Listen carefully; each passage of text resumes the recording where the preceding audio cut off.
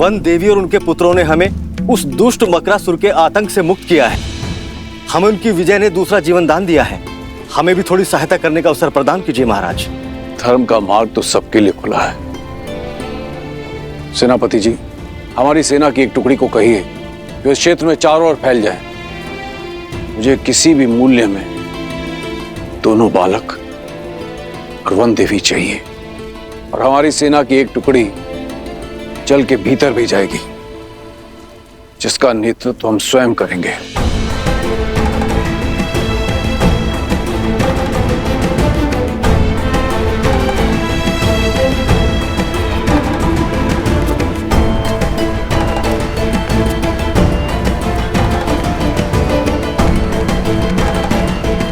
ऋषिवर, मेरा अंतर्मन कहता है कि वो जहां भी होंगे सकुशल होंगे। महाराज,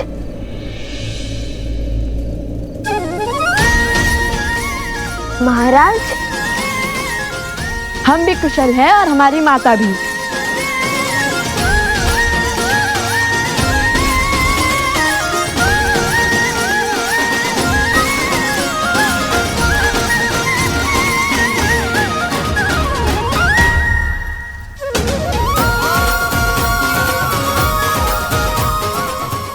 अरे झील में तो पहले ही भीगे हैं, अब क्या अपने आंसू से भी भिगोएंगे हमें?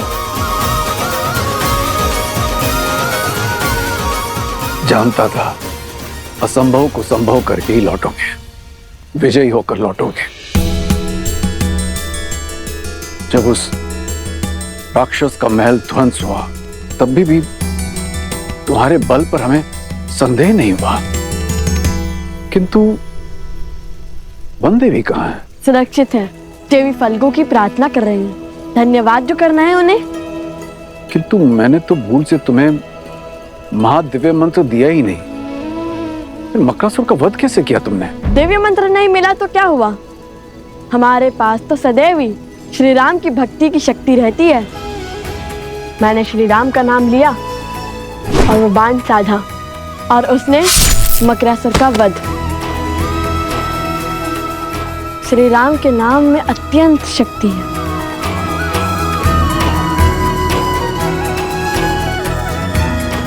वही शक्ति जो हनुमान जी को राम नाम से मिलती है।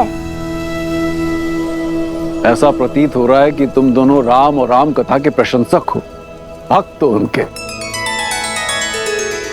पूरी कथा सुनी है या? सुनी है महाराज। हमें राम कथा का एक एक शब्द कंठस्थ है। हमसे बड़ा राम भक्त इस संसार में कोई दूसरा नहीं है।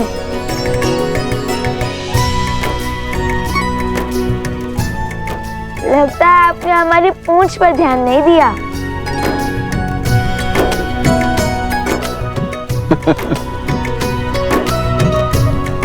अर्थात सीधा प्रतिस्पर्धा हनुमान जी से है ना? प्रतिस्पर्धा होती तो कब के जीते होते, क्योंकि लव कुश हनुमान जी से भी बड़े राम भक्त हैं। जब भी संकट में होते हैं तो श्री राम का नाम लेते हैं, श्री राम का अनुसरण करते हैं, और जब भी दुख के बादल छाते हैं तो देवी सीता का नाम लेते हैं।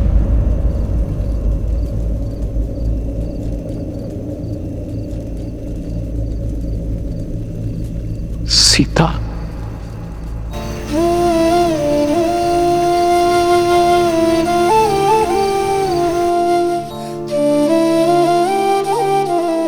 पिताश्री।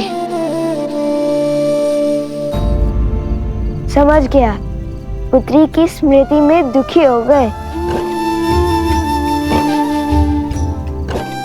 माता कहती है कि पुत्री पिता का घर छोड़ पति का संसार बसाती है, इसलिए पिता की प्रिय होती है। किंतु आपकी पुत्री तो पूरी अयोध्या की प्रिय बन गई, श्री राम की अर्धांगिनी बन गई। भला आपको कैसा दुख, कैसी चिंता? आप चिंतित ना हो महाराज, हम शीघ्र ही अयोध्या जाकर श्री राम और देवी सीता को आपकी कुशलता का क्षम पहुंचाएंगे। अयोध्या? हाँ, अयोध्या, आपकी पुत्री का राज्य। उनका घर, जहाँ वो श्री राम के साथ सुख से रहती हैं।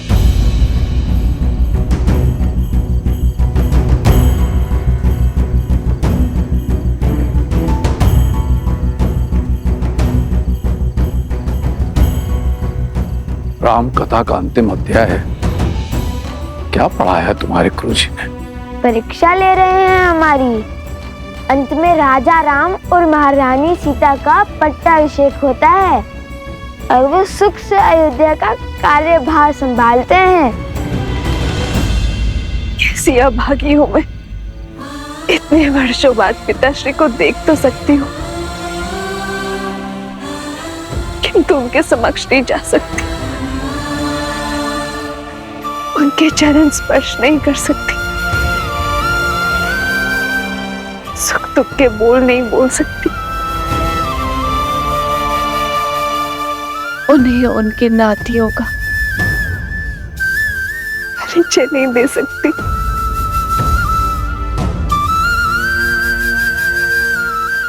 हे प्रभु, कैसा धर्म संकट है ये।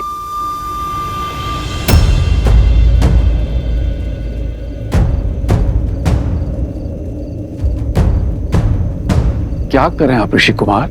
हमारी माता ने कहा कि आप उनके पिता समान हैं, तो आप हमारे नाना हुए और नातियों का उनके नाना से आशीर्वाद लेना उनका धर्म भी है और अधिकार भी। मुझे क्षमा करना पिताश्री, मैंने आपसे अपने नातियों के साथ खेलने का सुख, उनके बालपन में अपनी संतान का बालपन जीने का सुख,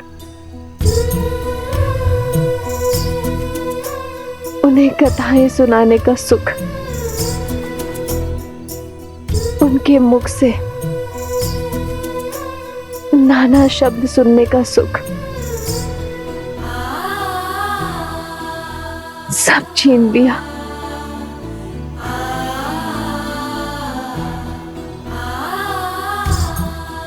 कितने अभागे हैं मेरे लवकुश, जो मिथिला के ज्ञान से वंचित है। ननिहाल में उन्हें मिलने वाले प्रेम से दूर रह गए मेरे लवकुश। अब तो साक्षात देवी सीता के पिता और श्री राम के ससुर हैं। हमें शीघ्र ही उनसे भेंट करने का आशीर्वाद दे दीजिए ना। आशीर्वाद के लोभ से प्रणाम। हाँ हाँ जानता हूँ, लोग से प्रणाम करना बुरी बात होती है। किसी के आगे नतमस्तक केवल सम्मान के लिए हुआ जाता है, किंतु मुझे लोभ आशीर्वाद का नहीं, श्री राम और माता सीता से मिलने का है।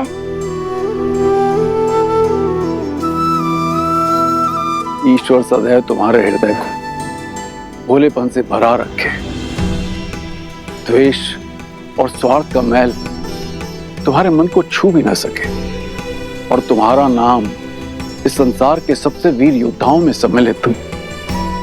बिल्कुल तुम्हारे प्रभु, तुम्हारे आदर्श श्री राम की तरह, और तुम्हें शीघ्र ही उनसे मिलने का सौभाग्य प्राप्त हो। धन्यवाद महाराज। धन्यवाद महाराज। वनवास हो या रावण का पाश, आज तक ईश्वर ने मुझे जो भी दिया मैंने उसे नियति समझकर स्वीकारा। कभी कोई उल्हाना या कभी कुछ नहीं मांगा मैंने, किंतु फाल्गु देवी, आज मैं आपसे मांगती हूँ, यदि मैंने आपकी तपस्या सिद्ध की है तो बिना अपने पिता के समक्ष आए उनके चरण छू पाने का सुख दे दीजिए मुझे। दे दीजिए माता।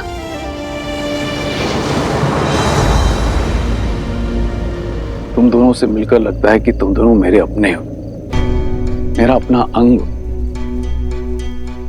जाने की इच्छा तो नहीं हो रही, किंतु जाना होगा, समय हो चला है। क्या तुम मेरे जाने से पूर्व मुझे अपनी माता से मिलवा सकते हो? मैं उनके दर्शन करना चाहता हूँ। अवश्य, क्यों नहीं। मुझे भी वन देवी के दर्शन करने हैं पुत्र। हाँ हाँ, हमें भी वन देवी के दर्शन करने हैं। आइए, माता इस ओर है। लव, कुश, तुम दोनों जाके वन देवी को ले आओ, तब तक हम कूच की तैयारी करते हैं। कुश, तुम इनके साथ जाओ, मैं माता को लेकर आता हूँ। ठीक है भैया। आइए। अद्भुत युद्ध किया है तुमने कुश। अवश्य तुम्हारे धनुष में कुछ विशेष है। लो, खुद ही देख लो।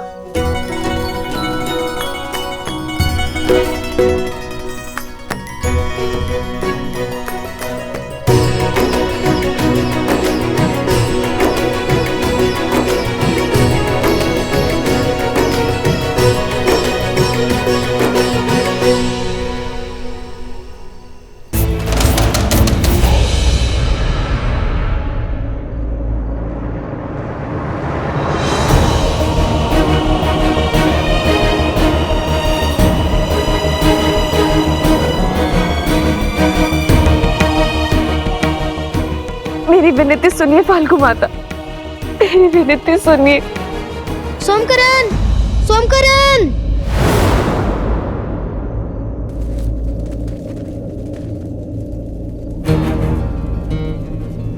कुश, कुछ तो अनिष्ट है। या अवश्य ही कुछ की कोई शरारत होगी। आप सब यही रुकिए, मैं आता हूँ। सैनिकों, लव के साथ जाओ।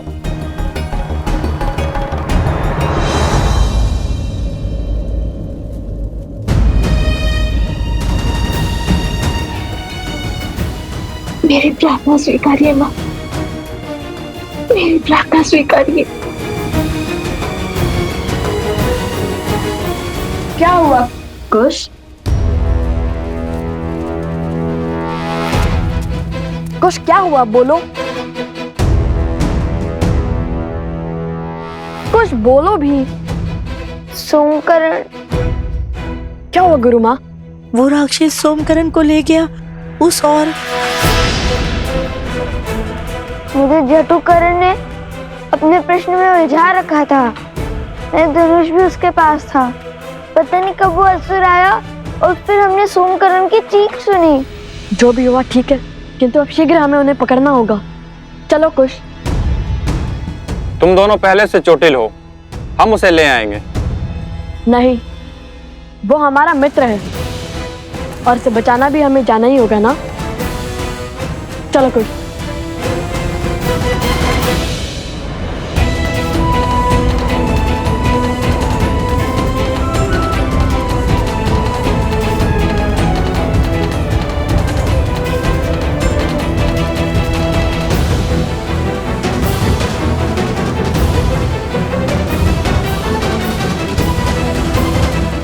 सीता, ऐसी घोर काली रात्रि में बिना प्रकाश के हम वन देवी के दर्शन कैसे कर पाएंगे?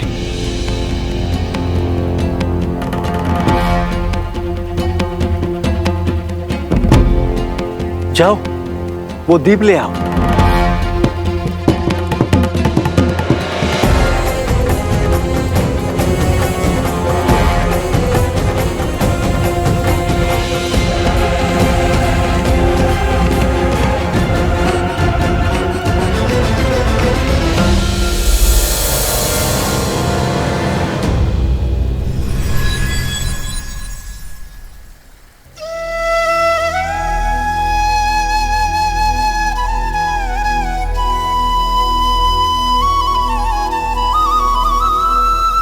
वन देवी, आपके दर्शन पाकर हम धन्य हुए। आपके पुत्रों को देखकर दो राजकुमारों का स्मरण हो आया, राम और लक्ष्मण। वर्षों पहले मिथिला पधारे थे। उनकी माता में भी एक परिचित मुख को देखने की आशा थी, किंतु आप तो उनसे भी अधिक अलौकिक हैं।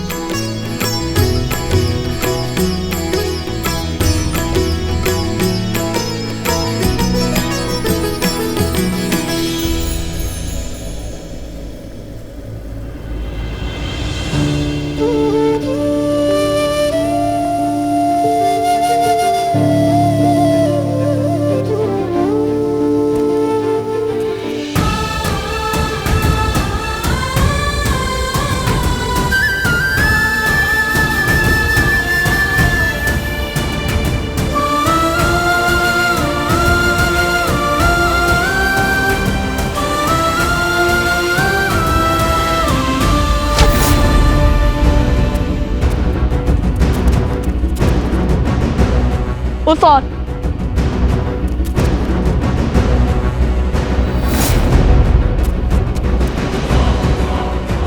सोमकरण, वो रहा, शीघ्रता करो। रुको।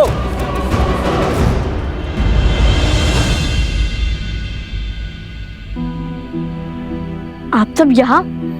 और माता? माता कहाँ है? मैंने वन देवी के दर्शन पाने का सौभाग्य पा लिया है। वो अभी भी मौन धारण किए देवी फाल्गु की आराधना में लीन है।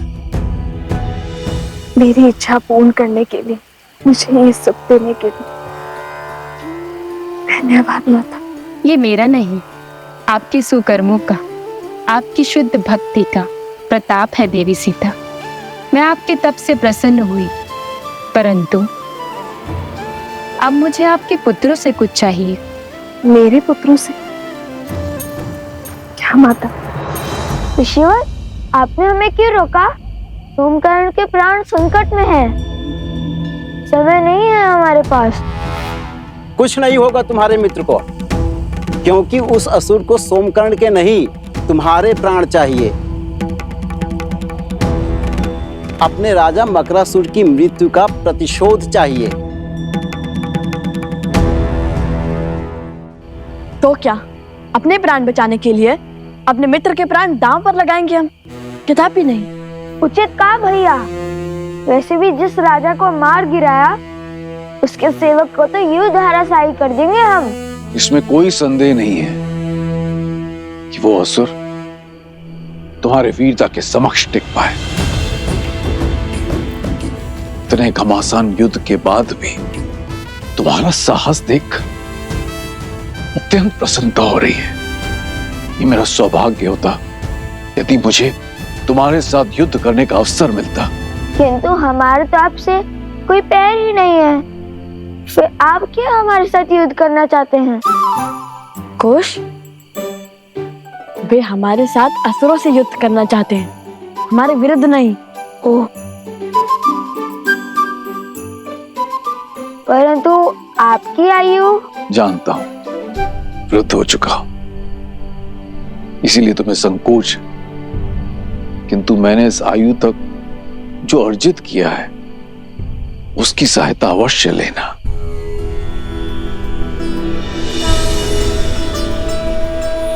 जनको मिथिलादेशः सधर्मात्मा महेश्वरः।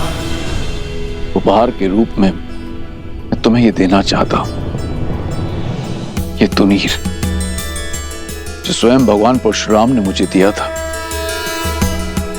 ये अक्षुत है, अर्थात इसके बाण कभी समाप्त नहीं होते और इनमें दिव्य शक्ति भी है।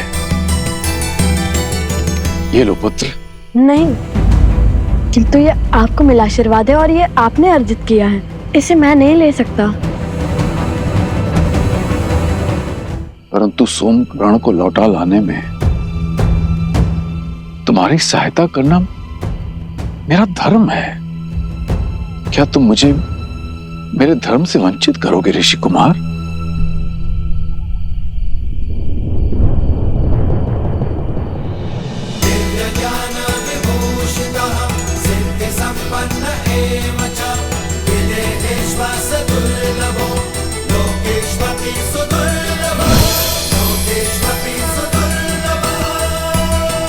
विजयी भव।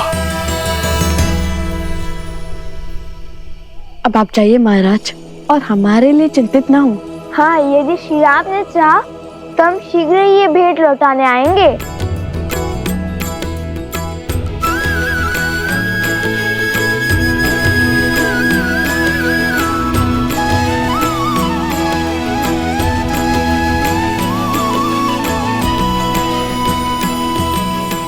चलो कुश, माता का आशीर्वाद लेकर हम सोमकर्ण को खोजने चलते हैं। अभी तुम्हारे कार्य शेष हैं।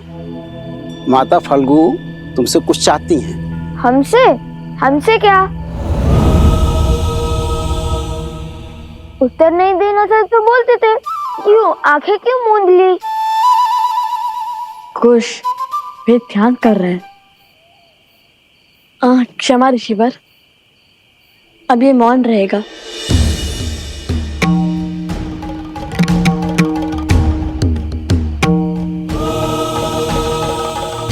आदेश दे देवी, क्या करना है मेरे पुत्रों को।